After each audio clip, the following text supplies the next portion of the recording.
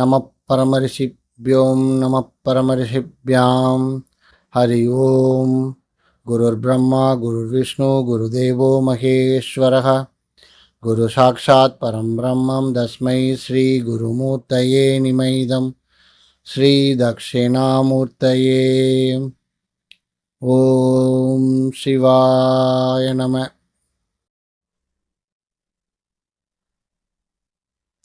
இன்று இந்த காணொளியில் நாம் பார்க்க இருப்பது அடியேனுடைய ஆன்மீக அனுபவம். இந்த தொடரில் ஞான ஒளி ஏற்பட்ட பின் அடியேனுடைய வாழ்க்கை நிலை எப்படி இருந்தது, எப்படி இருக்கிறது, எவைகளையெல்லாம் அடியேன் எப்படி பார்க்கிறேன், இப்படிப்பட்ட ஒரு ஆழ்ந்த அனுபவ நிலையை தான் உங்களுடன் பகிர்ந்து கொள்ளப் போகிறேன். இந்த நிலையை உங்களுக்கு எப்படியாவது தெரிவித்து விட வேண்டும் அப்படின்னு அடியனுக்கு ரொம்ப ஒரு ஆசை.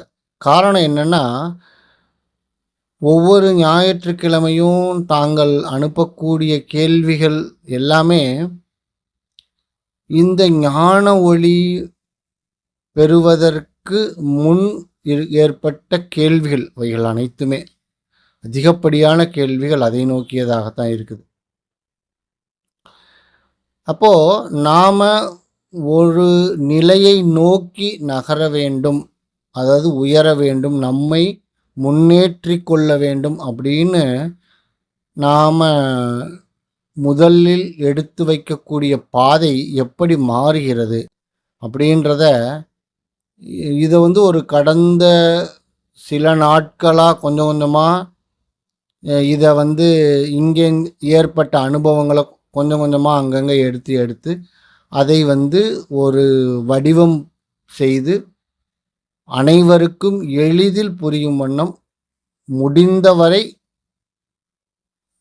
சுலபமாக இருக்குமாறு செய்கிறதற்கு முற்பட்டிருக்கேன். அதனால் இப்போ அதை நம்ம பார்த்துடலாம். முதல்ல என்னுடைய தேடல், நான் ஆரம்பித்த பாதை என்னவென்று பார்த்துடலாம். ஒரு காலத்தில் நான் கூட உங்களை போல இருந்தேன். ஏதோ ஒன்று அடையணும், வாழ்க்கையில் ஒரு நிரப்பப்படாத வெற்றிடம், வெளியில் எல்லாம் இருந்தும் உள்ள ஏதோ குறை. நான் பலவற்றை தேடினேன், நிறைய பேர்த்த சந்தித்தேன், புத்தகங்கள், குருக்கள், தியானங்கள். ஆனால் உண்மையில் நான் தேடினது வெளியில இல்லை. மிக ஆழமான உண்மை இதுதான். நான் ஞானத்தை அடைந்தேன் என்ற எண்ணமே மிக நுண்ணிய அகங்காரம். ஏனென்றால் நான் அடைந்தேன், ஞானம், மூன்றும் வேறு வேற போல தோன்றுது. ஆனால் இவை அனைத்தையுமே ஒன்றைத்தான் குறிப்பதாக அடியேனுக்குள் ஒரு உணர்வு ஏற்பட்டது.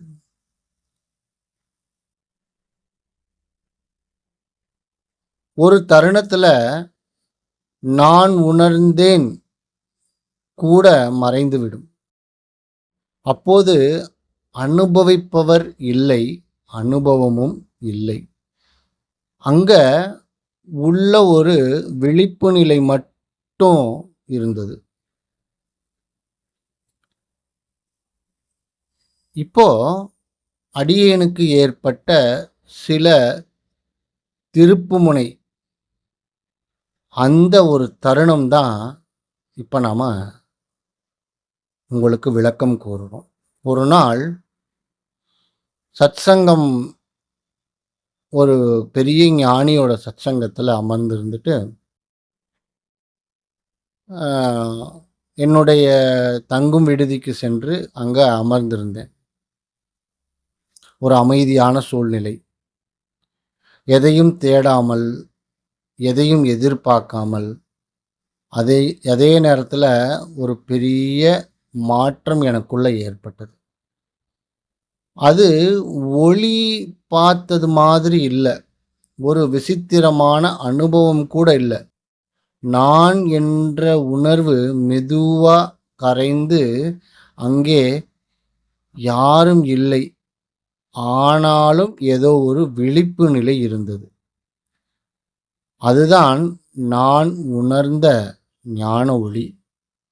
இதை பற்றி அந்த ஞானியர்கிட்ட கேட்கும் பொழுது அவர்கள் கூறிய விளக்கம் இது.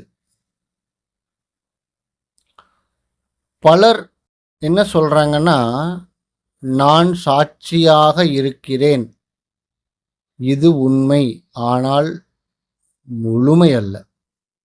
ஏன்னா சாட்சி என்றால் இன்னும் ஒரு நான் அப்படின்ற நிலை அங்கே இருக்குது.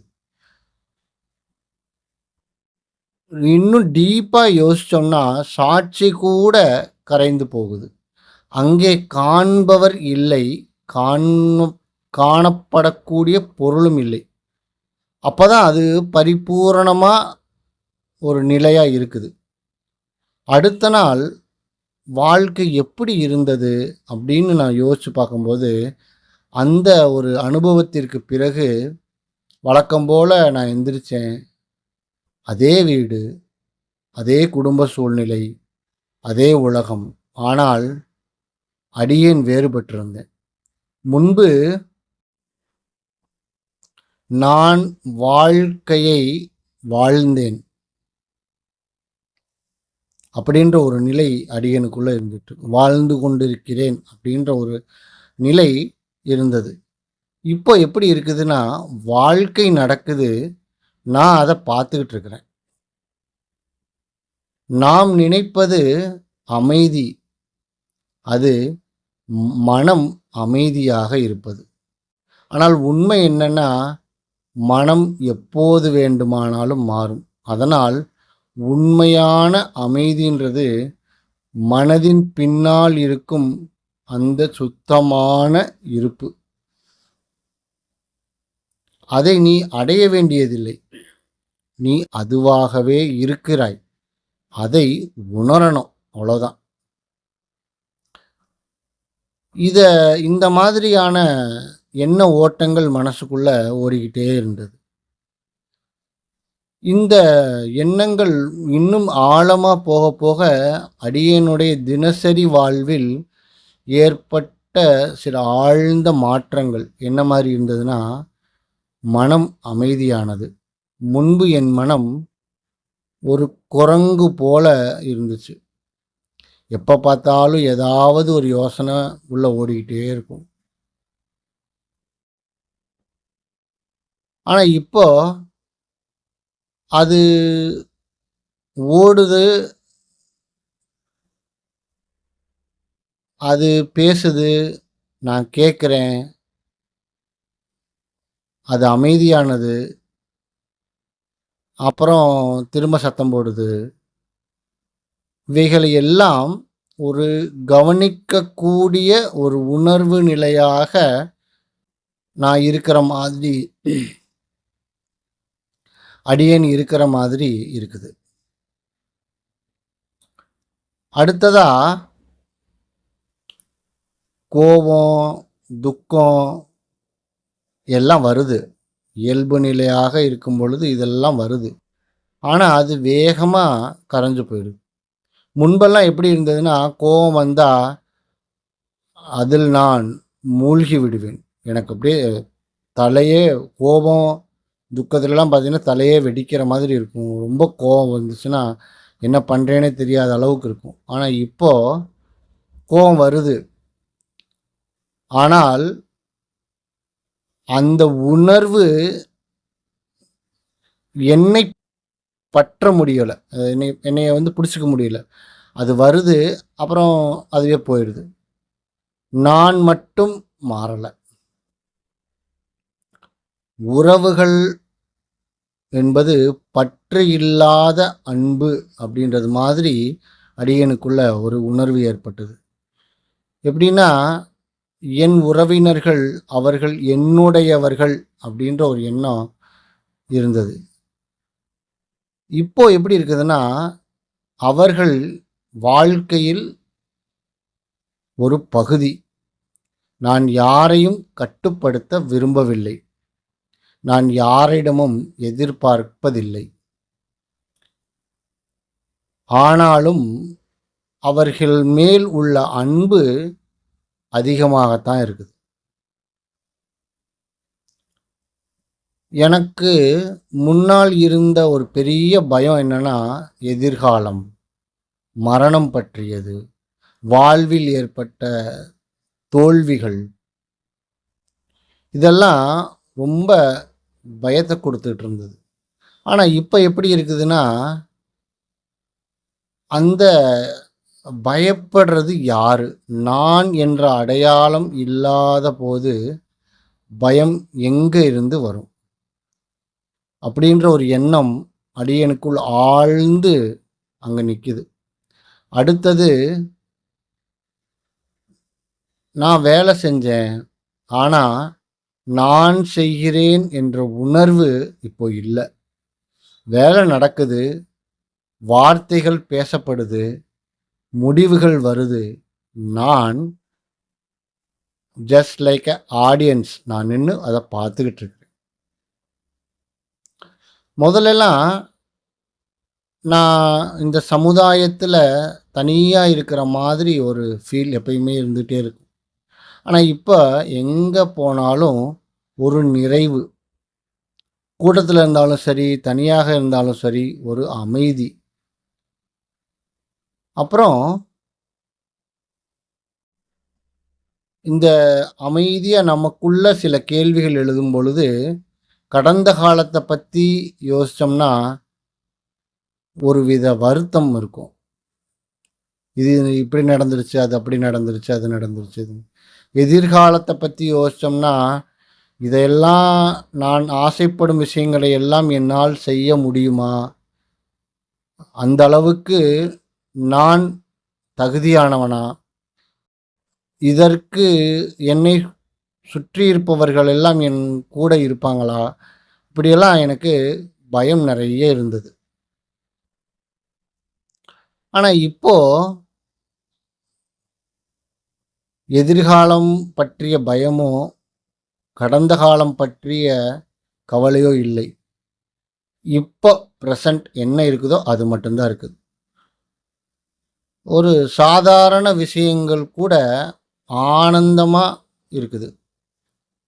லைக் ஒரு காத்தடிக்கிறது, அழகா சிரிக்கிறது, மழை பெய்கிறது. இவையெல்லாம் ஒரு பரம ஆனந்தம் போல அந்த உடலுக்குள்ள ஊடுருவி உயிர தொடுற மாதிரி ஒரு எண்ணம் ஏற்படுது.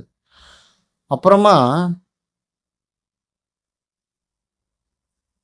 முதல்லலாம் நான் என்ன நிரூபிக்கிறதுக்காக நிறைய பேச விருப்பம் இருக்கும். எனக்கு அப்படி டேலண்ட் இருக்குது, இப்படி டேலண்ட் இருக்கு, நான் அந்த மாதிரி ஒரு அனுபவம் உள்ளவன், நான் அதில் சிறந்தவன், இதில் சிறந்தவன், இப்படியெல்லாம் நிறைய பேசணும்னு ஆசை இருந்தது. ஆனால் இப்போ எப்படி இருக்குதுன்னா, அமைதியாக இருக்கணும். பேசாமல் இருக்கிறதுக்கு தான் ரொம்ப விருப்பமாக இருக்குது. அந்த மௌனத்தில் ஒரு உயிருள்ள அமைதி இருக்கிறத உணர முடியுது. இங்க ஒரு பெரிய மாற்றம் என்னன்னா, நான் என்ற உணர்வு குறைந்து இப்போது வாழ்க்கை மட்டும் இருக்குது. இப்போ எப்படின்னா, வாழ்க்கைன்றது பஸ்ஸுனா, அந்த பஸ்ஸில் பயணிக்கிற ஒரு பயணியாகத்தான் அடியேன் என்ன பார்த்துட்ருக்கிறேன். ஒரு ஆழமான விசாரம் பண்ணோம்னா, எனக்கு கர்மா இருக்குது.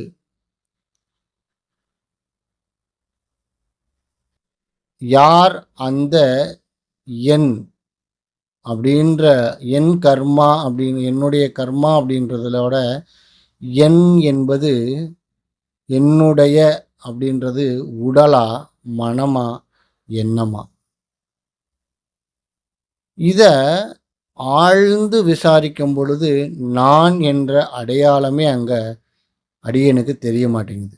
அப்படின்னா கர்மா யாருக்கு அப்படின்னு பல ஞானியர்களின் உபதேசங்களை கேட்கும்போது கர்மா ஒரு கனவுக்குள் மட்டும்தான் இருக்குது. நீ விழித்தவுடன் அது அங்கே இல்லாமல் போயிடுது. அப்படி ஒரு நிலை தான் நடக்கும் அப்படின்னு சொல்கிறாங்க. இப்படி ஒரு நிலை ஏற்பட்ட பிறகு இந்த உலகம் என்னை எப்படி பார்க்குது?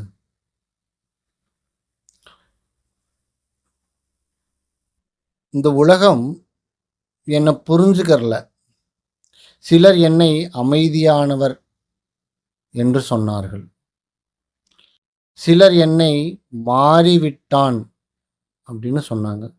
ஆனால் நான் என்னை கண்டுபிடித்தேன் என்ற நிலை மட்டும்தான் அடியேன்கிட்ட எப்பவுமே நிலைச்சு இந்த உள்ளார்ந்த நிலையில் இருக்குது. இப்போ நாம நினைக்கிறது எல்லாமே உலகம் வெளியே இருக்குது. ஆனால் நீ தூங்கும்போது உலகம் எங்கே? கனவில் ஒரு உலகம் தோன்றுகிறது. அதே போல விழிப்பிலும் ஒரு உலகம். அதனால் உலகம் வெளியே இல்லை, அது உன் உள்ளத்தில் தோன்றுகிறது அப்படின்ற ஒரு ஆழமான எண்ணம். இதுதான் நம்ம இந்த அஞ்ஞான நிலையில இருந்து தவிர்ப்பதற்கு உதவக்கூடிய ஒரு மிகப்பெரிய போதனை. இது தொடர்ந்து நம்ம ஒரு சில சமயங்களில் உணர்ச்சி வசப்படும் பொழுது இந்த எண்ணம் மேலிட்டு அது கற்பனைகள் நமது உள்ளத்தில் ஏற்பட்ட கற்பனையால் தோன்றுகிறது அப்படின்ற எண்ணம் வந்த உடனே அது அங்கே மறைஞ்சிருது. இப்போது இன்னும் கொஞ்சம் ஆழமாக பார்த்தோன்னா கடந்த காலம் என்பது நினைவுகளாகவும் எதிர்காலம் என்பது கற்பனைகளாகவும் இருக்குது. இரண்டும் இப்போ அட் ப்ரெசண்ட் அப்படின்ற நிலையில் இல்லை. அப்படின்னா நேரம் என்றால் என்ன அப்படின்ற ஒரு கேள்வி எழுந்துச்சு. அது மனதின் ஒரு கணக்கு. இது இந்த ஞான தெளிவு ஏற்பட்ட பிறகு இந்த நேரத்தை கடந்து வெளியே வாழ்வது போல் ஒரு விடுதலை, அந்த கட்டுப்பாடுகளுக்குள் இருந்து விடுதலை பெற்று வாழ்வது போல ஒரு ஃப்ரீடம் கிடைச்சது. அப்போ எனக்குள்ள சில கேள்விகள் எழுந்தது. இதற்கு முன்னால் அடியேன் வாழ்ந்த வாழ்க்கையில் உள்ள சவால்களைப் போல் இன்னும் சவால்கள் இருக்கிறதா அப்படின்னு யோசிச்சு பார்த்தா இருக்குது. வாழ்க்கைகள் சவாலாகத்தான் இருக்குது. சின்ன சின்ன விஷயங்களை பார்க்குறோன்னா உடலில் வலி இருக்குது, சூழ்நிலைகள் மாறுது. ஆனால் அந்த எல்லா இடத்துலையும் எப்பெல்லாம் நான் முன்னால் வருத்தப்பட்டு கொண்டு துயரப்பட்டு அதற்காக நிறைய மெனக்கிட்டனோ இப்போ அந்த உணர்வு இல்லை. அப்போ அதை இன்னும் கொஞ்சம் ஆழமாக யோசிக்கும்போது அந்த இடத்துல நான் என்கின்ற உணர்வே எனக்கு இல்லாமல் போயிடுச்சு. நாம் நினைக்கிறது அன்பு அப்படின்றது ஒரு உணர்வு. ஆனால் உணர்வு என்பது நிரந்தரமாக இருப்பது இல்லை, வருது போகுது. அதனால் உண்மையான அன்பு அதல்ல. அன்பு என்பது ரெண்டு இல்லை, நான் நீ அந்த இரண்டும் ஒன்றாக கரையும். அங்கே அன்பு என்ற நிலை இல்லை, நான் என்ற நிலை அங்கே இல்லை. நானே அன்பு, அந்த நீயே அன்பு அப்படின்ற அந்த சாட்சி பாவம் நமக்கு எடுத்து சொல்லுது. இப்படிதான் அடியேனுக்கு இந்த உள்ளார்ந்த உணர்வுகள் என்பது ஏற்பட்டுக்கிட்டே இருக்குது. அப்படியே தொடர்ந்து இந்த மாதிரியான உணர்வுகள், எண்ணங்கள் இதெல்லாம் தொடர்ந்து இது எழுந்துக்கிட்டே இருக்கும், நம்மை அங்கே நிலைநிறுத்திக்கிட்டே இருக்கும். ஒரு நாள் நான் உணர்ந்தது, நான் தேடியது நான் தான். அதற்கு பிறகு அந்த தேடல் நின்றுச்சு. ஏதோ அடையணும்னு நினச்சி இருந்தது அப்படி ஒரு நிலை இல்லை. காரணம், அதுவே நானாக இருக்கிறேன் என்ற உணர்வு முழுமையாக ஆகிவிட்டது. இடையில் நிறைய மௌன விரதங்கள் இருக்க ஆரம்பித்தேன். தொடர்ந்து பல நாட்கள் பேசாமல் இருப்பேன். அப்போ அந்த அமைதியில யார் இருக்கிறார்கள் அப்படின்னு யோசிச்சு உள்ளார்ந்து பார்க்கும்போது அங்கேயும் இந்த நான் அந்த சாட்சி பாவம் மட்டும்தான் இருக்குது. மௌனம் என்பது பேசாமல் இருப்பது அல்ல, அது எண்ணம் இல்லாத நிலை கூட அங்கே இல்லை. மௌனம் என்பது எதுவாக இருந்தாலும் இந்த சாட்சி பாவமான நான் என்ற நிலையை பாதிக்காத ஒரு இருப்பு. சத்தம் இருந்தாலும் மௌனம், சிந்தனை இருந்தாலும் மௌனம். அதுதான் நம்மளுடைய உண்மையான அடிப்படை இயல்பு.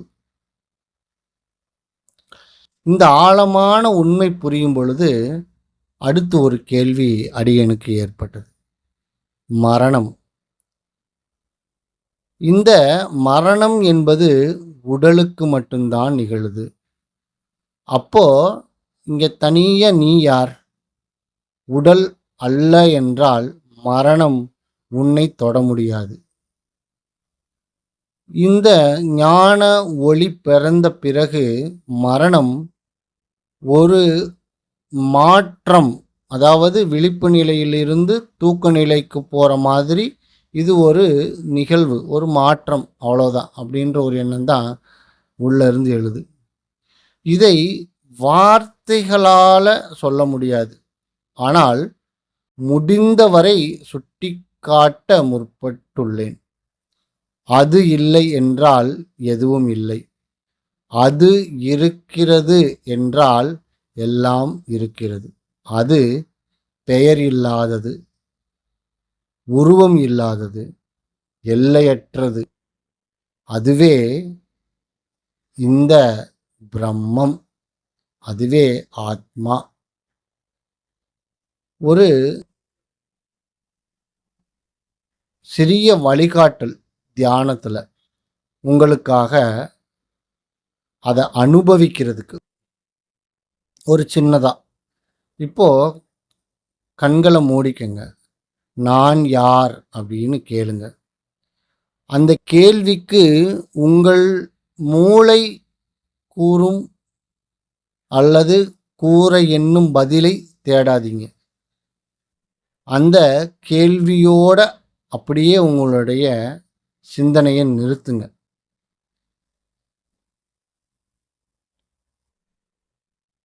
இப்போ உங்களுடைய எண்ணம் வருது போகுது, உணர்வுகள் வருது போகுது, ஆனால் ஏதோ ஒன்று உள்ள அந்த நான் யார் என்ற கேள்வி கேட்கும்போது ஒன்று இருந்ததே, அந்த ஒன்று மாறாமல் இருக்குது. அதை கவனித்து பாருங்க. அதில் ஒரு அமைதி இருக்கும், ஒரு மயான அமைதின்னு சொல்கிறோம் இல்லைங்களா, அப்படி ஒரு அமைதி இருக்கும். அந்த அமைதிதான் நீங்கள். ஞான ஒளி ஏற்பட்ட பிறகு வாழ்க்கை மாறவில்லை, இந்த நான் என்ற நிலை மாறிவிட்டது. அப்போ நான் வாழ்கிறேன் என்ற நிலை இல்ல, வாழ்வு மட்டும் இருக்கிறது. நான் தேடுவது என்னைத்தான். நீ அடைய வேண்டியது இல்லை. நீ அகற்ற வேண்டியது என்று எதுவும் தனியாக இல்லை. நீ உணர வேண்டியது, நான் மறைந்தால் உனக்குள் இருக்கும் உண்மை வெளிப்படும். இது மிகவும் ஆழ்ந்த வார்த்தைகளாக இருக்கக்கூடும் என்று அடியேன் கருதுகிறேன். அதனால முடிந்த வரைக்கும் அடியேன் அந்த உள்ளார்ந்த உணர்வுகளை எளிமையா சொல்றதற்கு முற்பட்டிருக்கிறேன். ஓம் சிவாய நம.